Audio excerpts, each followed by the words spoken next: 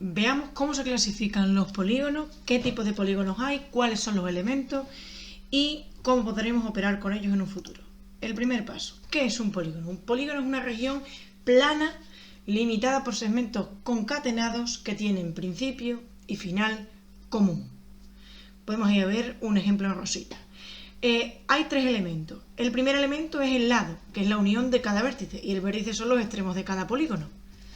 Y la diagonal es la unión de dos vértices no consecutivos. Ahí he pintado una sola, pero realmente tenemos infinita, porque este con este también podría ser otra diagonal, este con este, este con este, este con este, este con este, este con este. Vemos que hay, bueno, ¿vale? Debería, todavía sigue habiendo más, ¿vale? Porque este también falta.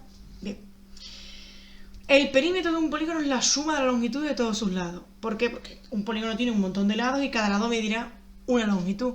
Pues al sumar todas esas longitudes me da lo que se llama perímetro. Y ahí tenemos un ejemplo básico de la imagen. ¿Cómo podemos clasificar nuestros polígonos? Pues dependiendo del número de lados se llamarán triángulos, si tiene 3, cuadrilátero 4, pentágono 5, hexágono 6, heptágono 7, octógono 8, eneágono 9 y así sucesivamente. Según los ángulos pueden ser convexo o cóncavo. Convexo si todos sus ángulos son menores de 180. Cóncavo si al menos uno de ellos tiene que ser mayor de 180. Y si tienen todos los lados iguales y todos los ángulos iguales como consecuencia, serán regulares. Pero si alguno es distinto, ya sea o el ángulo o el lado, se llamará irregular. Aquí tenemos un ejemplo de irregular y otro ejemplo de regular. Estas dos imágenes de aquí son triángulos cuadriláteros, pentágonos y hexágonos, tanto regulares como irregulares. La clasificación de los polígonos nos da una clase importantísima que son los polígonos regulares, que son los básicos que se utilizan en este curso. Entonces, los polígonos regulares tienen varios elementos. El centro, que es el que se encuentra a la misma distancia de todos los vértices. El radio, que es el segmento que une un vértice con el centro. El ángulo central, pues el ángulo que determinan dos radios consecutivos. El apotema es el segmento que une el centro con la mitad de un lado. Aquí está pintada, esta es el apotema, y forma un ángulo de 90 grados. Pero podemos haber elegido esta, o esta, o esta, ¿vale? Todos los lados tienen un apotema porque todos los lados se pueden unir al centro a partir de su propia mitad. Y la circunferencia circunscrita es la circunferencia que une todos los vértices, es decir, la circunferencia que se formaría al unir todos los vértices. Entonces ese polígono que está dentro de esa circunferencia se le denomina polígono inscrito en la circunferencia. También podemos clasificar los triángulos dependiendo de sus ángulos o sus lados. Si tienen los tres lados iguales se llamarán equiláteros. Si tienen dos iguales y uno desigual, isósceles. Y los tres distintos, escalenos. Si los ángulos son todos agudos, se llamará acutángulo. Si tiene un ángulo recto, es decir, un ángulo de 90 grados, es un triángulo rectángulo. Y si tiene un ángulo obtuso, se llamará obtusángulo.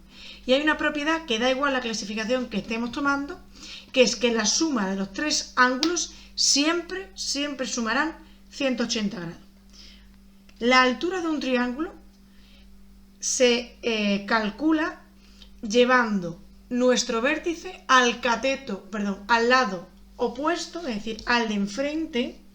C, el que tiene enfrente, es la unión de A con B, formando un ángulo de 90. Lo mismo B, el de enfrente, que forma un ángulo de 90 grados. A, el de enfrente, formando un ángulo de 90 grados. Por lo tanto, cada triángulo tiene tres alturas, porque tiene tres vértices. Y cada vértice lo puedo mandar a el lado opuesto, formando con ese lado un ángulo de 90 grados. Para finalizar, vamos a ver la clasificación de cuadriláteros, que pueden ser trapezoides, si no tenemos ningún lado paralelo. Los trapecios pueden ser isósceles o rectángulos, que aquí vemos. Si los dos lados tenemos dos lados paralelos y los otros dos no, es isósceles. Un rectángulo, pues un rectángulo tiene dos lados paralelos, uno perpendicular a los otros dos y otro con un poquito de inclinación. El cuadrado, que tiene cuatro lados iguales y cuatro ángulos rectos, por tanto también tiene las diagonales iguales. El rectángulo, que tiene lados 2 a 2 y también tienen dos diagonales iguales. Es decir, esta diagonal que formaría esta diagonal y esta es igual. El rombo tiene los lados 2 a 2 y tiene esta distancia que es mucho menor que esta de aquí. Por lo tanto, tiene dos ángulos agudos y dos ángulos obtusos. Y el romboide tiene los lados iguales también 2 a 2, pero tiene dos ángulos agudos y también otros dos obtusos. Pero ¿cómo se diferencia entonces del rombo y el romboide? Pues que el rombo tiene todos los lados iguales. Característica que distingue del... ¿Vale? Porque esto es 2 a 2 y estos son todos iguales.